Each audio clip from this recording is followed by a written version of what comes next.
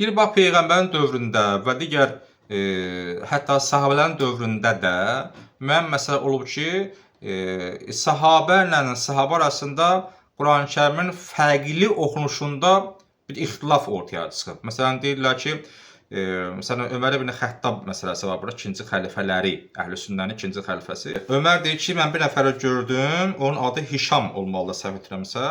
O deyir namazda Furqan surəsini oxuyurdu, fərqli tərzdə oxuyurdu.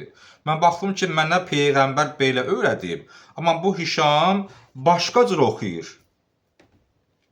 Namazı qurtardı, soruşdum ki, sən belə niyə oxuyursan? Axı bu belə nazil olmayıb. Deyir, mənə peyğəmbər öyrədib. Getdilər ki, peyğəmbərin yanına. Ömər də Hişamdır. Ömər məsələ dedi. Peyğəmbər də ki, Hişam oxu Furqan surəsini. Oxudu. Dedi ki, hə, sən düz oxuyursan. Nə cür ki, Allah göndərib mən peyğəmbərə, sən düz oxuyursan. Ömər sən oxu. Ömər də oxudu, fərqli oxudu. Peyğəmbər bu da təsdiqləyir. Deyir ki, hə, sən də düz oxuyursan. Deyir, axı necə? Necə o da düz, mən də düz. Axı bir dənə Allahın bir dənə kitabı filan. Peyğəmbər orada deyir ki, Quran-Kərim 7 hərf üzrə nazil olub və sizə asan olanı oxuyun. Bu rivayət biz oxumuşuq 7 hərf bəhsini o Quran ilmə dərsində. Kimi varam yadınızdadır. Biz geniş bəhs etmişik ki, bu saxta rivayətdir. Bax bu da gəlib mənbə hardadır? Deməli Buxarıda qeyd olunub. Buxarinin mənbəsindən qeyd olunub. Buxarı qeyd. Kitabın adı Fəzail-i Qurandır. İbn Kəsirin kitabıdır. İbn Kəsir. Səhifə 36-da. Deməli İbn Kəsir Əhlüsünnə alimidir. Biz axı danışırıq, axı bu 7 hərf məsələsi etibarlı deyil. Bunlar gəlir 7 hərfi əsaslanırlar. Bu hərfi əsaslanırlar. Quranın müxtəlif növ oxunmalığını ortaya qoyurlar. Dedi ki, yox. Sən hədisin hələ etibarlığı mənə sübut elə. Sonra hədisə qeyd olunan əmrə tabe ol. Ki sən belə-belə oxuya bilərsən. Axı hədis özü 7 hərf məsələsi nədir? Saxtadır. Biz bu arada geniş bəhs eləmişik. Sonra deyim, məsələn, hətta bu 3-cü xəlifələri Osmanlı dövründə bu məsələ olub ki, oxumuşuq biz az çox Quran elmində dərsində ki, müxtəlif növ qiraətlər ortaya çıxmış ki, bizə heç maraqlı deyil. Tək Allah, tək Quran, tək qiraət növü olub. Ən azından Peyğəmbərimiz də bir növ oxuyub. Sonra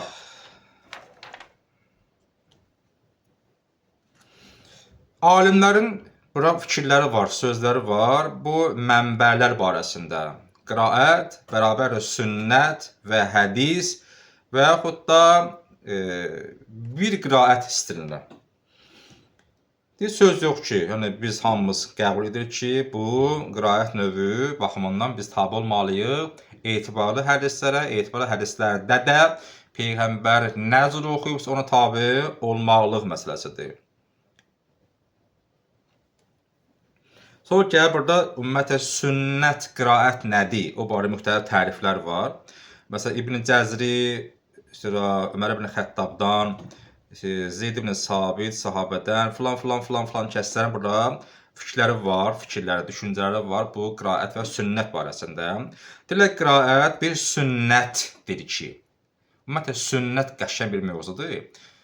Bizim bir dərsimiz, mən dərs oxuyanda o vaxt dərs alanda mövzu təfsiri bizim bir dərsimiz vardı, mövzu təfsiri. Tematik təfsirən Quranda.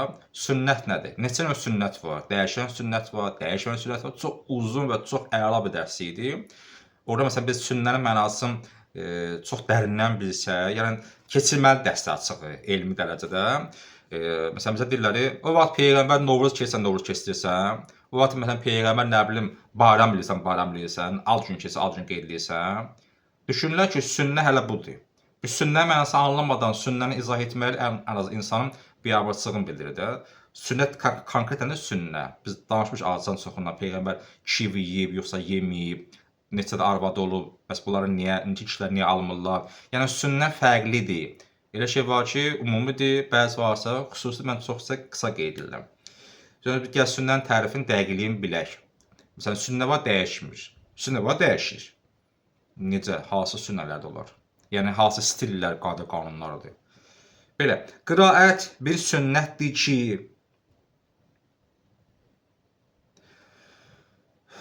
deməli, qiraət bir sünnətdir ki,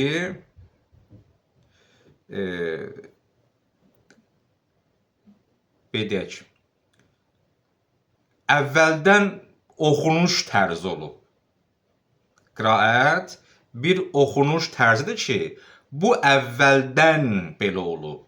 Qiraətlər isə bu bir qiraətdən əmələ gələn oxunuş tərzləridir. Qiraət əvvəldən olan bir formadır. Və sonra deyir ki, Quran-Kərimi nədir ki, siz doğru bilmisiniz etibarlı mənbələrlə, elə də oxuyun. Sonra İsmail ibn İbrahim Hərəvi belə bir sözdür ki, sünnət budur ki, qiraət mötəbər etibarlı mənbələr əsaslanan bir şeydir.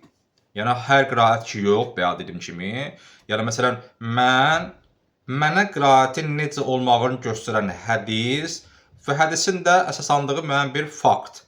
Deyir, bax, sənlə o tarixi bir-birinə bağlayan bu hədisdir.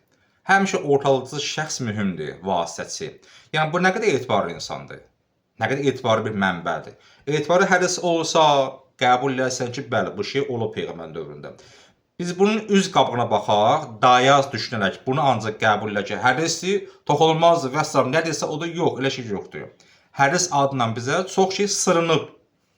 Elə şey var ki, hədislər deyil, məsələn, vətəni sevmək imandandır. Hədisdir, yox. Hər gün Kəbla, hər gün Aşura, hər yer Kəbla, hədisdir, yox və s. Bəzi var ki, müəyyən bir maraq üçün deyilir. Bəzi müəyyən bir şairin sözüdür. Hədis deyil ki, hədis İmam Peyğəmbərin cümləsidir. Ayə Allahın cümləsidir. Niyə biz şairin sözünü hədis deyək?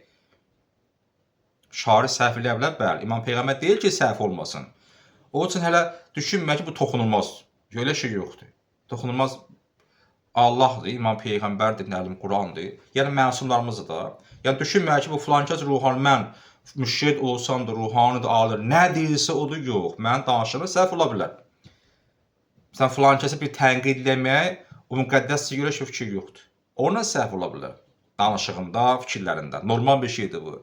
Deyir, həmçinin hədis adı ilə sənə sırınır, sənə təqdim olunur. Mən qiraətlər, ki, o həqiqətən belə olub. Bax, sən tarixə elə şey olmayıb.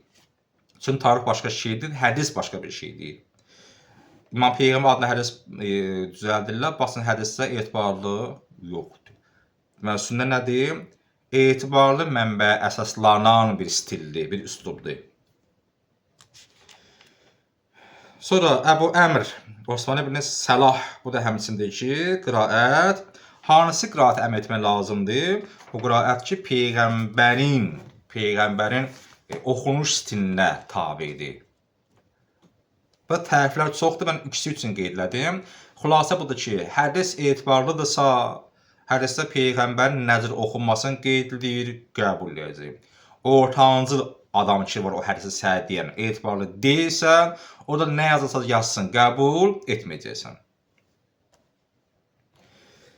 İmam Əlidən belə bir hədis söyləyirlər ki, İslam Peyğəmbəri sizə nəzr oxumağı təlim edib, elə oxuyun. Nəzr oxumağı deyib sizə Peyğəmbər, belə oxuyun, siz elə oxuyun da, siz niyə başqa stildə oxuyursunuz? Axı sizə bir növ oxunuş göstərildi. Müasir dövrdə mərhum Ayətullah Xoi, birisi Şia alimlərindəndir. Qiraətdə, bu barədə qiraət barəsində onun bir etiqadı var, inancı var, fikri var.